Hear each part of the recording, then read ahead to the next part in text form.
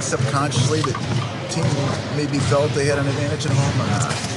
I mean, I think we felt we had an advantage playing at home, but I don't think we leaned on it. I don't think we came out and thought it was just going to happen. They just played a better game than we did. Are you surprised the way the game went? Kind of. I mean, I didn't expect us to not be able to make a shot. We had struggled shooting the ball for the last few weeks of the season.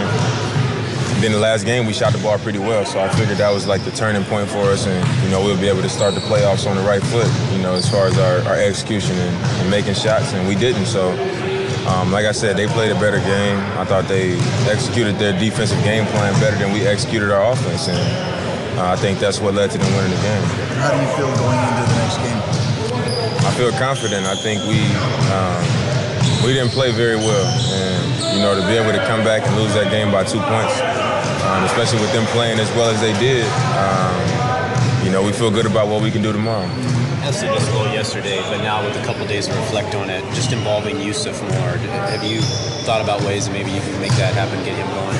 I mean, I thought he was involved. I think it was a lot of times where his guy was the one trapping me, and I was hitting him in the middle, and he was making that pass to the weak side, a lot. And obviously that's the right basketball play sometimes, but it was a guard pulling over.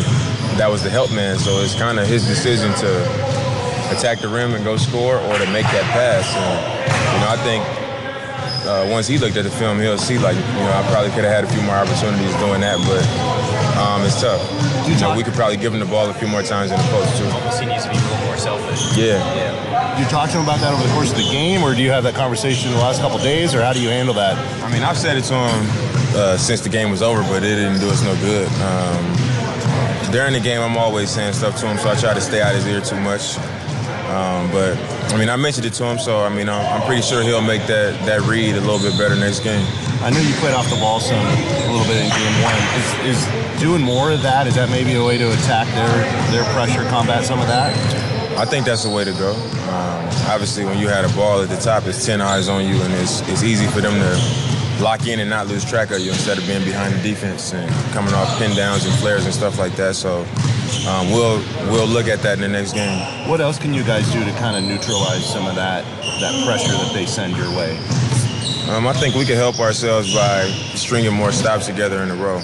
Every game we go into, we talk about how many times we got 3 stops in a row. And, we had a lot of success in transition. So I think we get more stops in a row, it's more transition opportunities. And a lot of teams have had success against them with that. So I think that's something that we need to pay close attention to. People talk about playoffs being a different animal. What do you think about Zach going into that environment, how he performed? I thought he did well.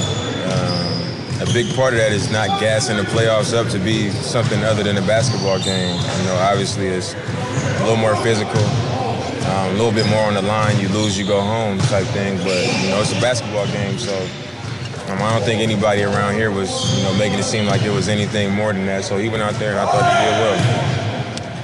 How much do you enjoy the playoffs more than regular season? I love it. Everything is on the line. It's a select few teams that have an opportunity to make a run for a championship, and it's an honor to be a part of that. You love the pressure, don't you? I love it. I love it. Every game is like some change. It's like the end of the world when you lose, then you win. It's the end of the world for the other team. So we just got to stay with it.